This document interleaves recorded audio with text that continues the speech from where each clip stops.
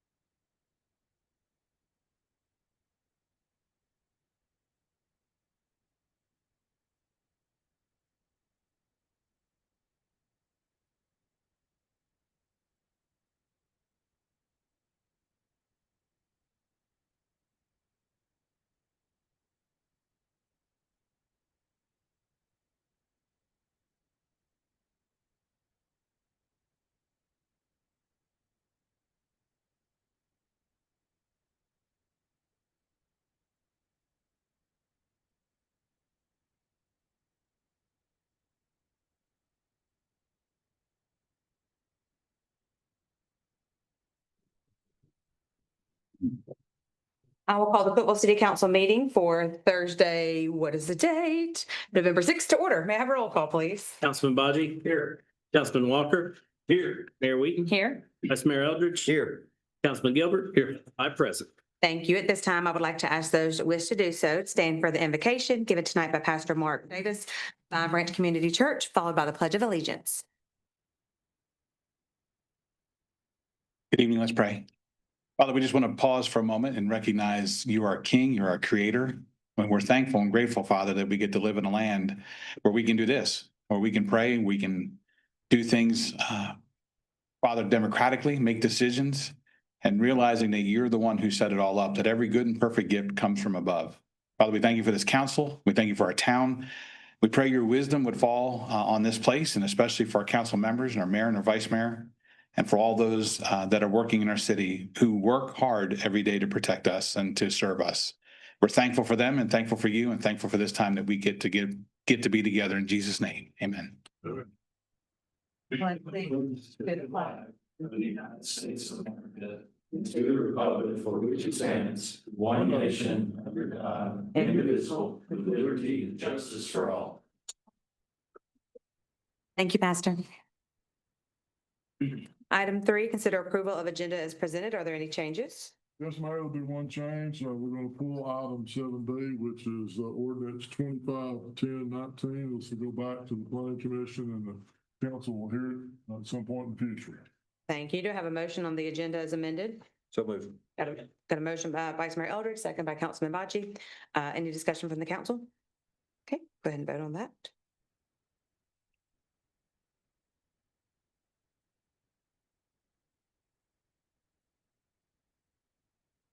All votes correct.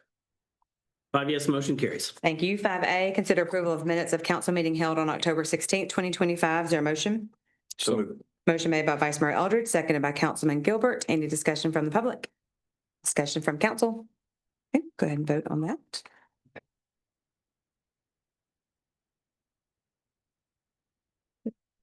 All votes correct. 5 yes, motion carries. Thank you. For the consent agenda, 6A, set a date 12/4/25 for a public hearing on ordinance 025-1120, rezoning 208 East, excuse me, East Stevens Street, tax map 53K, Group J, parcel 20.00, from RD single family and duplex residential to CL local commercial. 6B, consider approval to purchase the third of 3 12 months off Microsoft 365 subscriptions, excuse me, first approved by the City Council on September 21st, 2023. And 6C, consider awarding bid for steel poles. Is there a motion on the consent agenda? So moved. Motion made by Councilman Bachi, seconded by Councilman Gilbert. Any discussion from the council? Okay, go ahead and vote on that.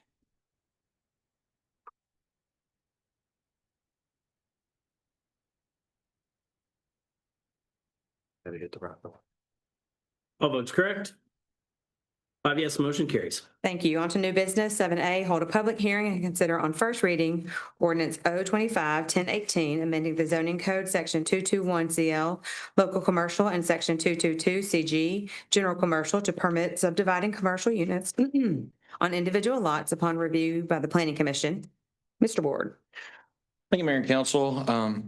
Currently, the Cookeville zoning code allows single-family attached developments such as townhomes to be subdivided on individually owned lots.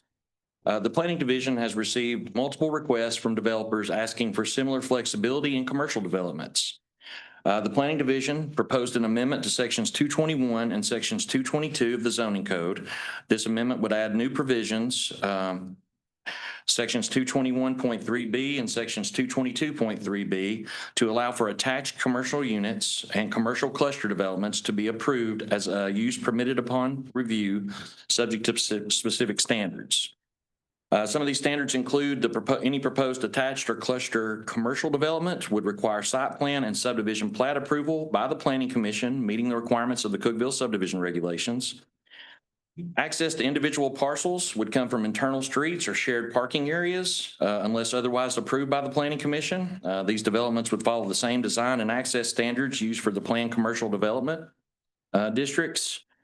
Minimum lot area in these developments could be calculated based on the overall site, as long as the final plat included a restriction prohibiting future subdivision that might reduce overall densities.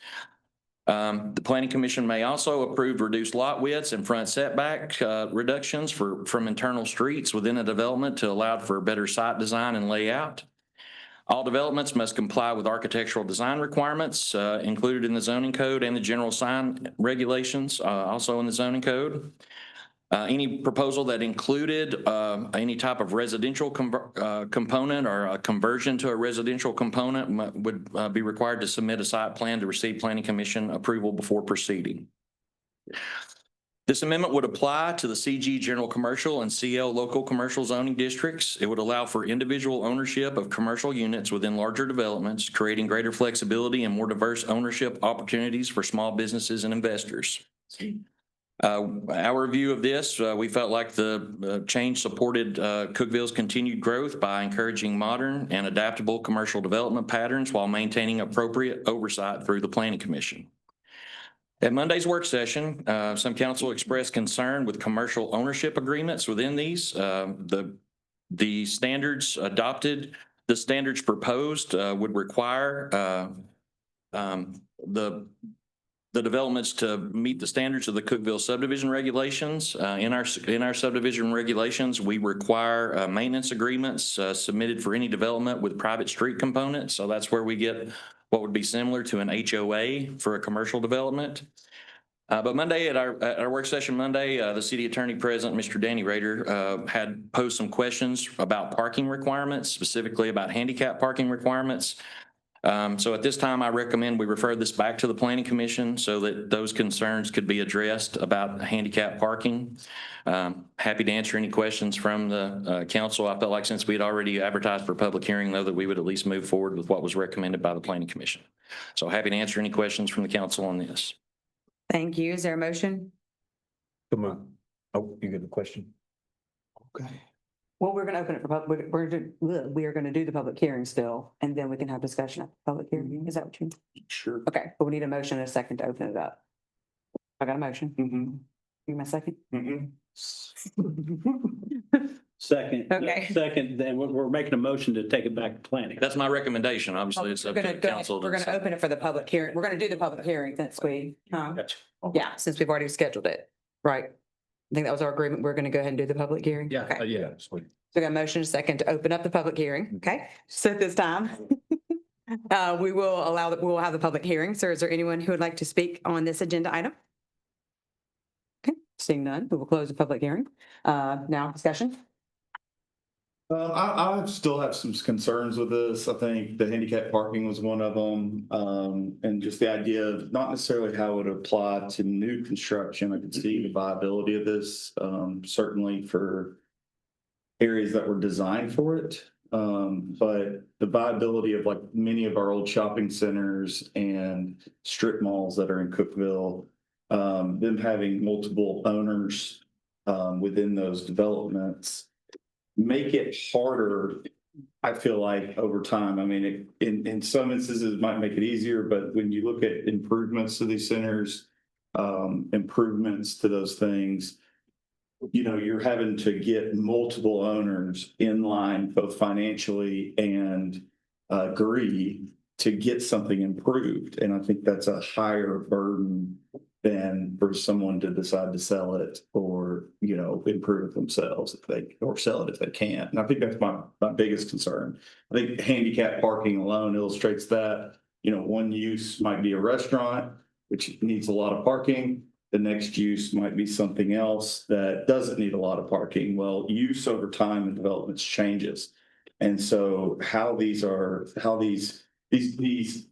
subdivision requirements that we're requiring that are similar to our residential subdivision requirements should be much more in depth for a commercial property because there's so much more to consider than what you can consider with a residential subdivision.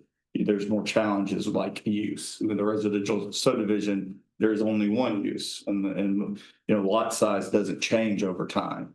And so, you know, with commercial properties, often they can get reconfigured, the square footage can change.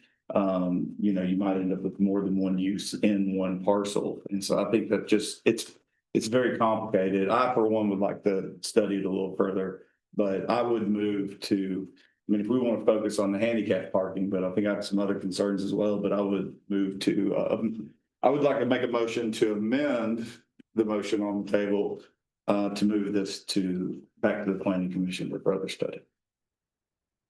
And any further Yeah. discussion. I don't think, but maybe discuss it Yeah. before we. Yeah. I'll hold my motion for discussion. We'll continue discussion. Eric, none of those, I don't think any of those points could be, are all of them are worthy of discussion.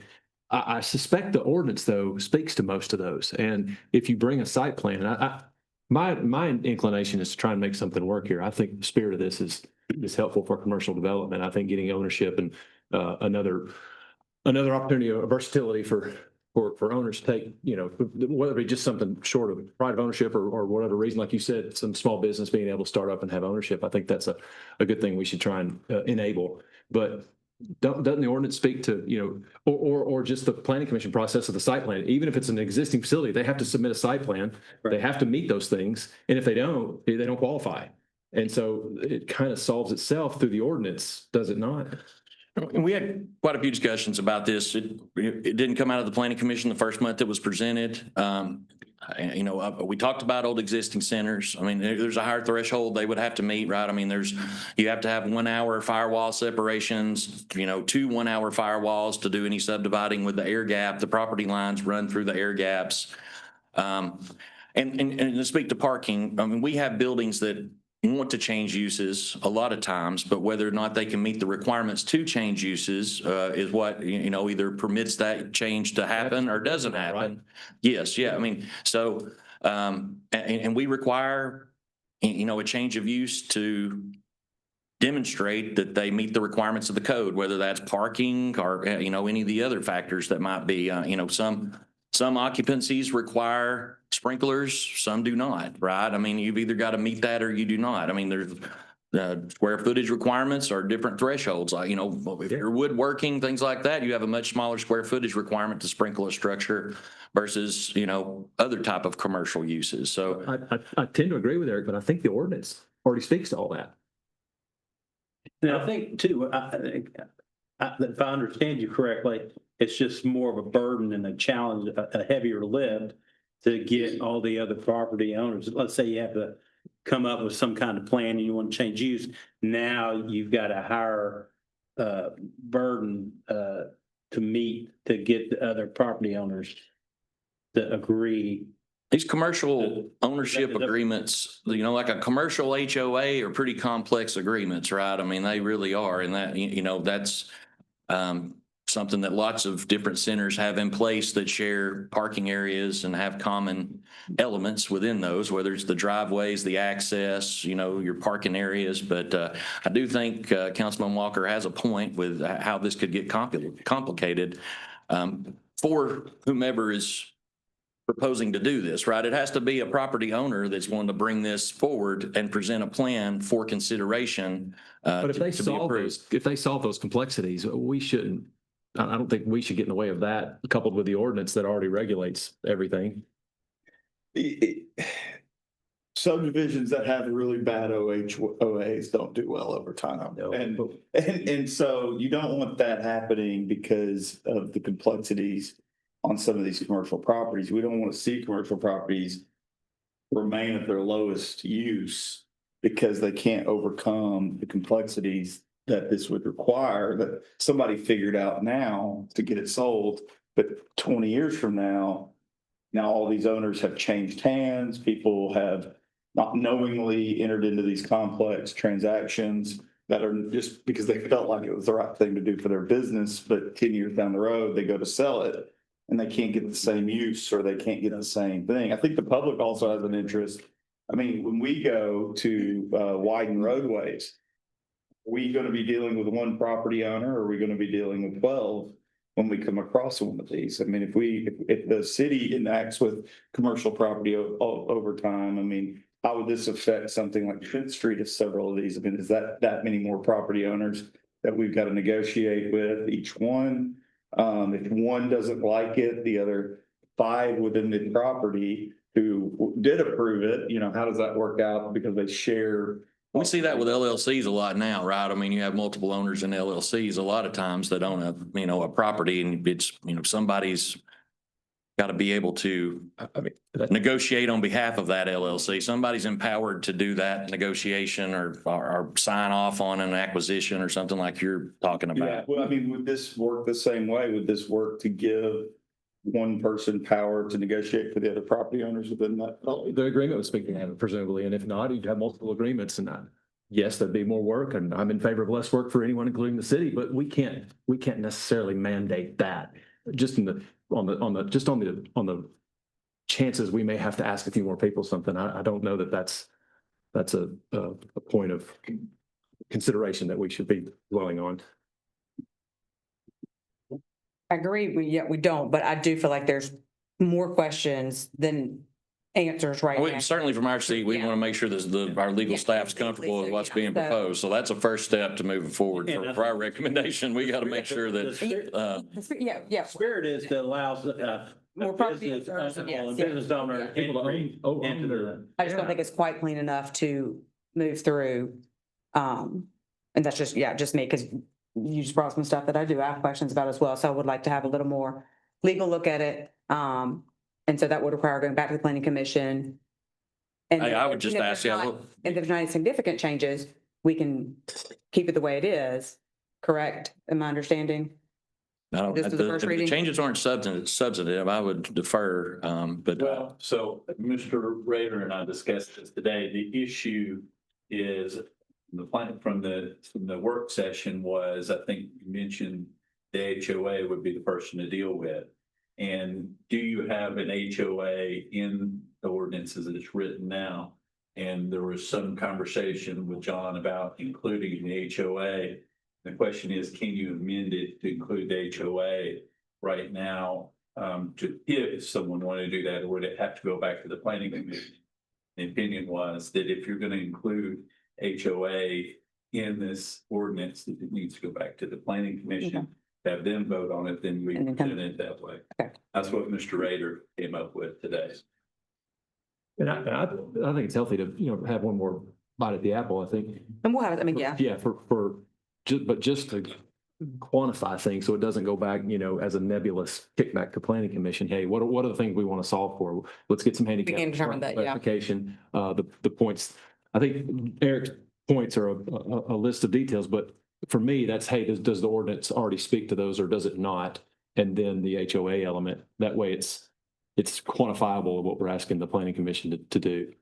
And we can get with you before we really. yeah, we can, obviously I'm happy to hear from council specifically about what your concerns are, what you'd like to see addressed. I heard you tonight, Councilman Walker, so we'll. I'm still trying to understand it myself. I mean, again, these are complex agreements. So I'm trying to understand the difference between this and something like Eagles Point. Is that owned, my assumption is Eagles Point's owned by multiple people where they own different properties within the sub. So in a way, we already allow the subdivision of different commercial properties. And then they use complex overlays to make this happen, right? That's a perfect example, but it's a, larger scale. But, I mean, I guess what we were thinking about was, possibly smaller scale stuff. So Eagles Point does have multiple owners and there is a private permanent vehicular access easement built to city street standards that connects from Interstate Drive to South Walnut Avenue.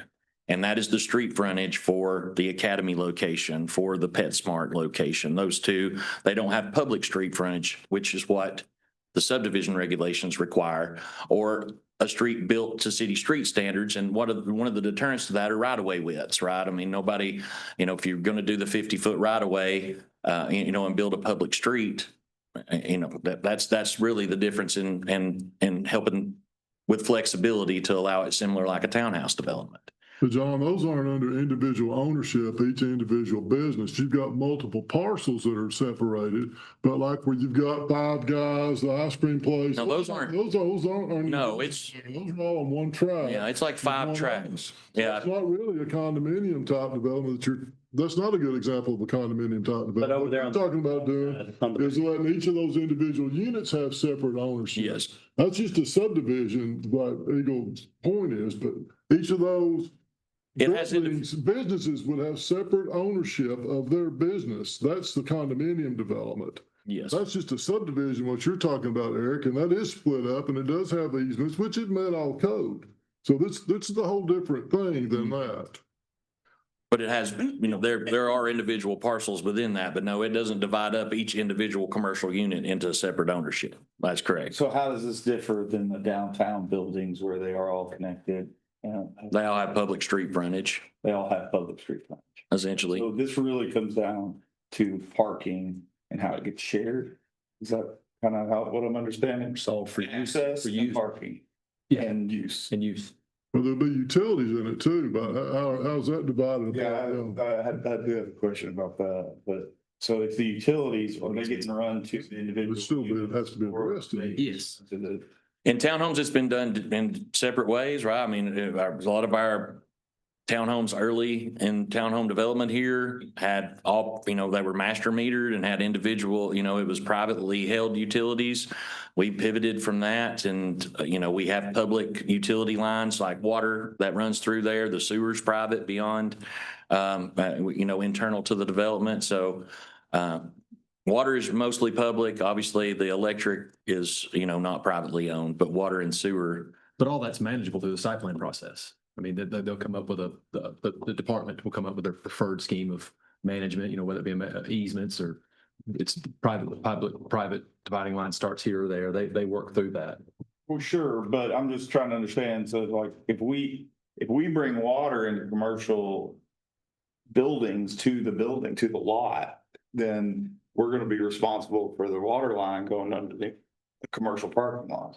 Depends on how it's worked out, because it's done different ways now. I mean, in some cases that is the case, but that would be older developments. We don't allow that now. Okay. It's private. But you got other things to factor here too. It's just like any type of residential condominium development. But for example, when you cut these into individual parcels, each one can't have a freestanding sign. So you still got a HOA. It's not an HOA, it's a property management agreement that would apply to that John would have standards for all this. You've got stormwater that each parcel didn't have their own stormwater. They're all tied into this. So it has to be a comprehensive look at the development. It just allows individual ownership of the units within that development. So it sounds like got some questions, need to get a few more things hammered out in the spirit of keeping this going and hopefully finding a way to move forward with this. But is there any more discussion on it? Okay, so I'll make my motion to move it back to planning commission. I'll got second. a motion and a second by Councilman Bachi. Isn't that what we were already voting? I think. No, we made a motion and the And second. we took it off to have more discussion. Oh, his got removed? No, his never got removed. Yeah, his was to go back. Yeah. Oh, His was to go back. Just for handicap parking. Just for- Oh, okay. You want to add more to it? Yeah, we've got a few more things and we'll make sure to get with John with this Yeah. more specifics and then, Wow, we yeah, okay. 30 minutes. So you need to withdraw that motion and start over, No, I'm just, or you amended his motion? I thought we just had a motion and a second to put this ordinance as presented on the table. No, it was to send it back. Motion, what do you do with that? Going back, but you want to add more too.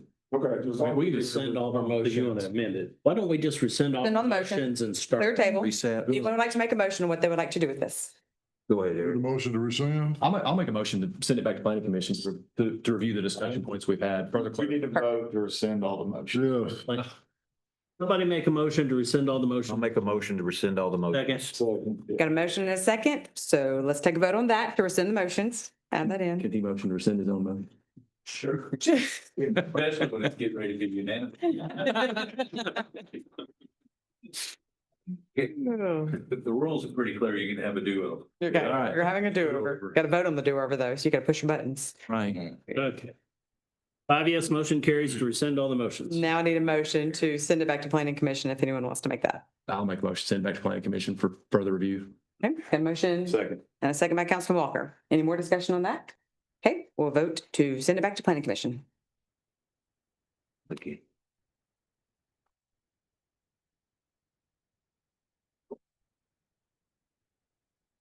All votes correct. 5 yes, motion carries to send it back to planning commission. Thank you. Okay, thank you. Let's see, we removed 7B, so we're moving on to 7C now. Consider resolution R251117, directing the Community Development Department to take the necessary steps for the city council to consider holding a referendum on proposed Dodson Branch Road annexation area for the Tuesday, May 5th, 2026 Putnam County primary election. Mr. Ward. Thank you, Mayor and Council. City Council held a public hearing on a proposed plan of services and annexation by referendum of the Dodson Branch Road annexation area at the September 4th, 2025 City Council meeting. This annexation was initiated by an annexation request from a property owner to annex approximately 65 acres located within the city's urban growth boundary. Upon studying the annexation request and to efficiently and effectively deliver public services, the city, upon its own initiative, included additional area in the annexation, bringing the total proposed annexation area to approximately 275 acres. With the city including additional territory, a referendum is required to annex this area. The next step to move forward would be for council to pass a resolution calling for a referendum to be held on the proposed annexation. We consulted with the Putnam County Election Commission, and they have advised that holding a referendum during a regular election cycle would be much more cost-effective than conducting a special election. Resolution R251117 directs the Planning Division to take the necessary steps and provide required notices for council to consider a resolution calling for a referendum on the proposed Dotson Branch Road annexation area, with that referendum to be held at the May 5th, 2026 Putnam County primary election. This will require council to hold another public hearing on a proposed plan of services and an annexation referendum to meet the required timing and notice requirements of Tennessee Code annotated. So I recommend approval of this resolution. Happy to answer any questions from council on this. Thank you. Is there a motion? Motion made by Councilman Walker. Is there a second? Second. Second by Vice Mayor Eldridge. Any discussion from the public? Discussion from council? Okay, can I take a vote on that?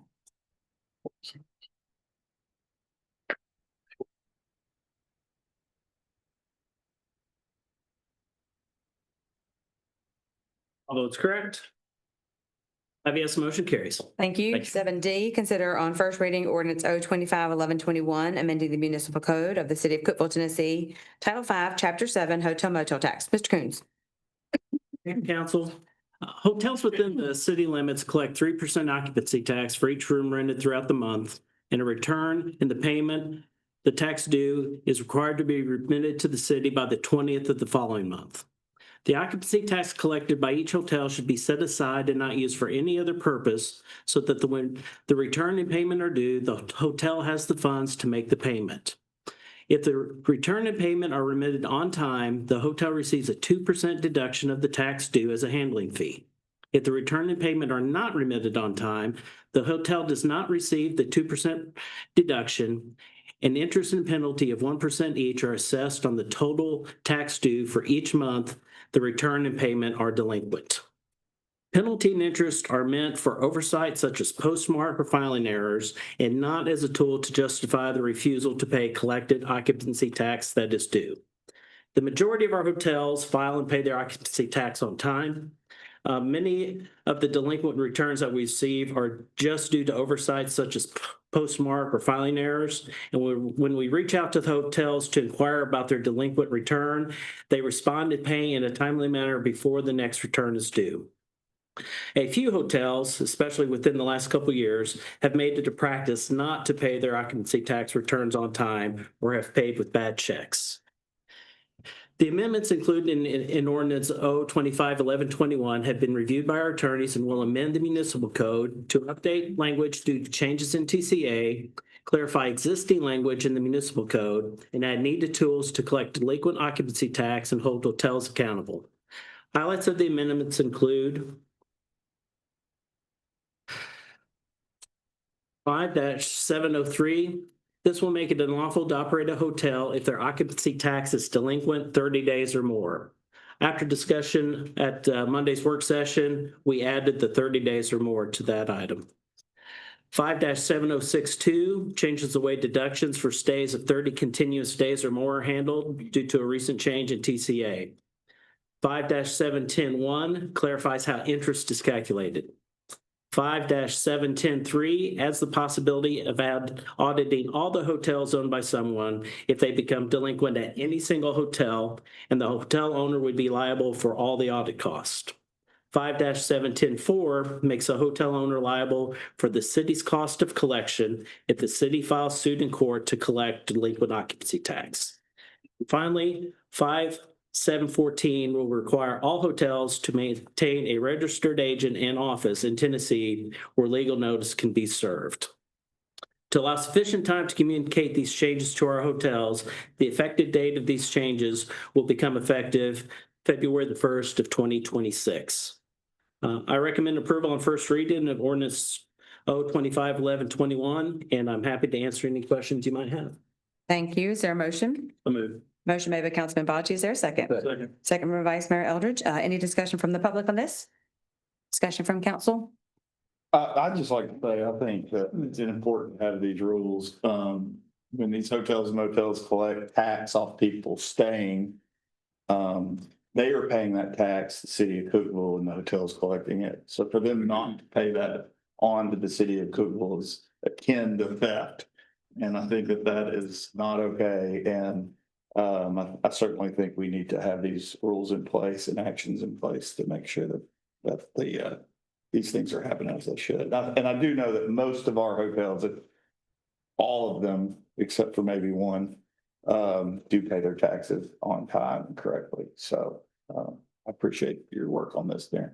On that note, it's important, I think, to point out, none of this changes anything for the folks who are doing what they should be doing. Yes. That's right. So, Yeah, it's just for, and this isn't something we just arbitrarily No. made up. This is the problem we've had. It's cost the city a lot of time and effort to collect these taxes that are ours, that go towards our tourism, industry. And so, I'm glad that we're finding a way to make it a little easier for y'all, hopefully, to collect that. One point of clarification, the actual hotel motel tax rate in Cookville is 10%. The wheel. 7 of that goes to the county. We only get a lowly 3% of that, so county's the one that gets the bulk of this. So just Helping everybody out, yeah. Yeah. Right. Look at that. team Yeah. player. So, yeah. All right, any more discussion? Okay, I've got a motion and a second. So we will go ahead and vote.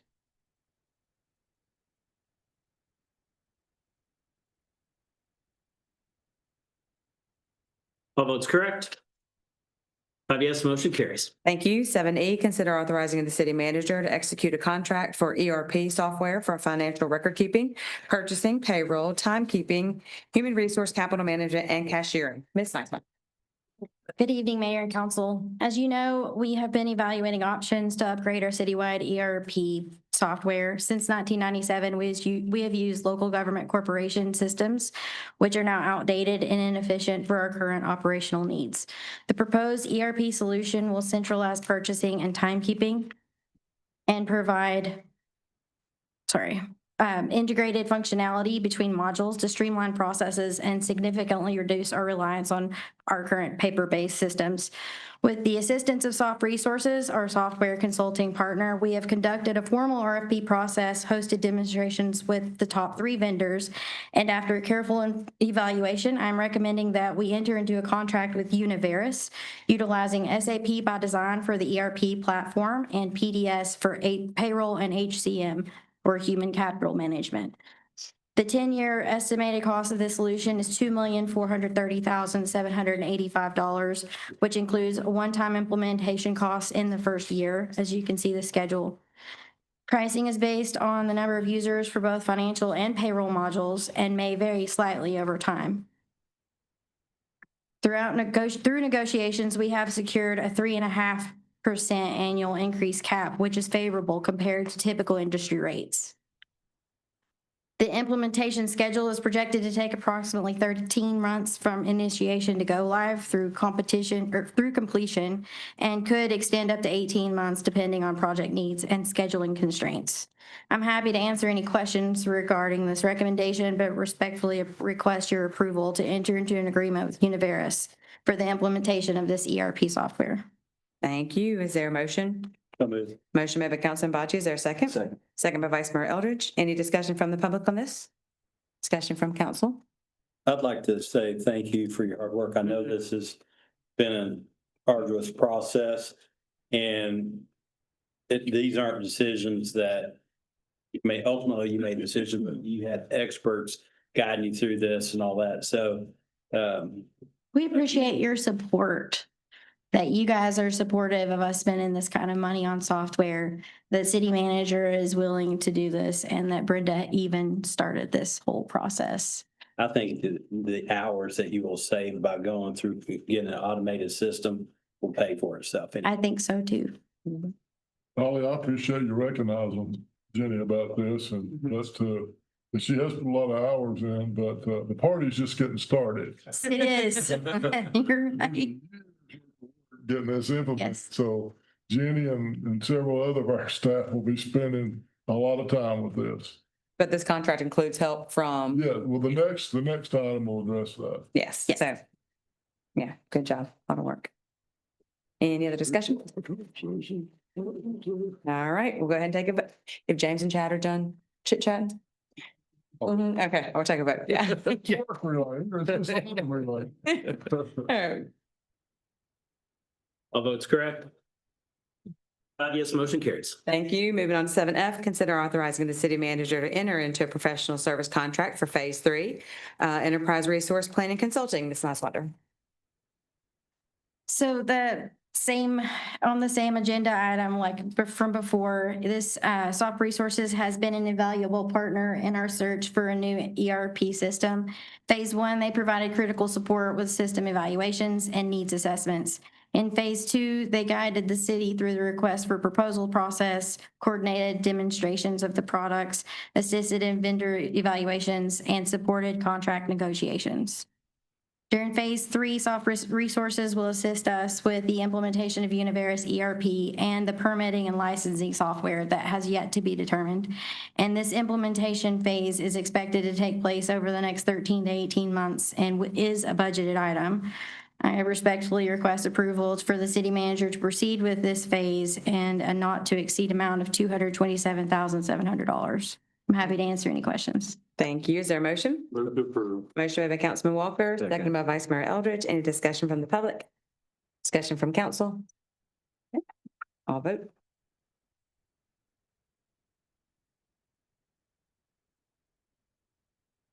All votes correct. 5 yes, motion carries. Thank you. And 7G, consider Medicare Advantage Plan renewal for January 1, 2026 to December 31st, 2026. Mr. Millions. Mayor, council members, I'm asking your approval and authorization to renew our Medicare Advantage plan with Blue Cross Blue Shield for 2026. This runs on a calendar year, not a fiscal year as our regular insurance plan does. We've been a participant in this since 2017. We currently have 159 participants. That's an increase of 2 since last year. The only change in this, which is fairly significant, is an increase in the monthly premium, which goes from $277 to $299.20 or $22.20. We don't really have any choice in this if we want to stay in this plan because this is a system-wide, Blue Cross system-wide increase for the Medicare Advantage plan. But I believe that our participants, and this again is for retirees, are happy with this program, and I would recommend for your approval to renew at the new rate. Thank you. Is there a motion? So moved. Motion made by Councilman Bocci. Is there a second? Second. Second by Vice Mayor Eldridge. Any discussion from the public? Yes.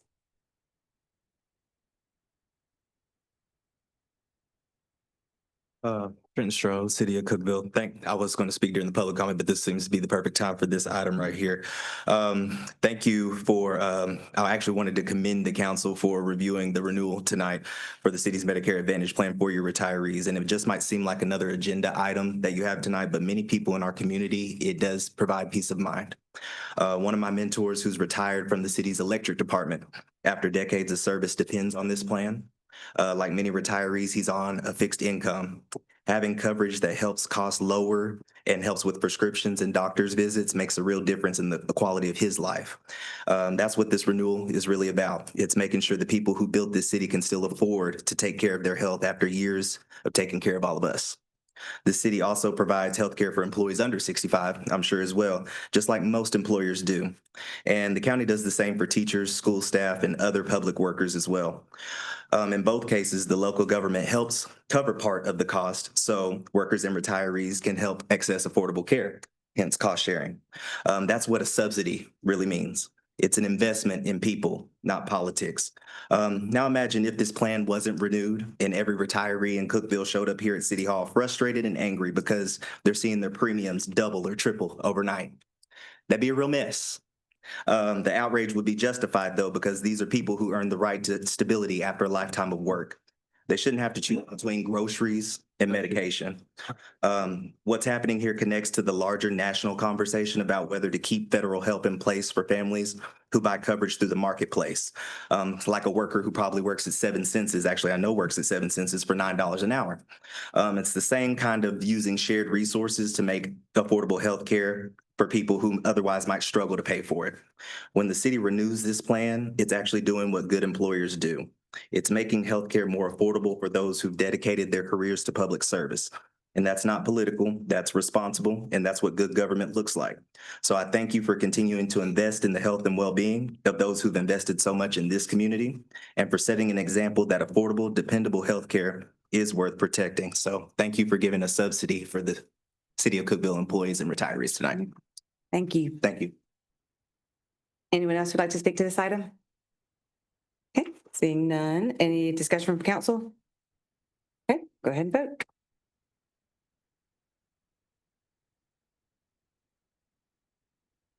All votes correct. 5 yes, motion carries. Thank you. That concludes the agenda portion of the meeting. Is there anyone who'd like to speak to the council on any non-agenda items? Okay, seeing none, I do need to make an announcement.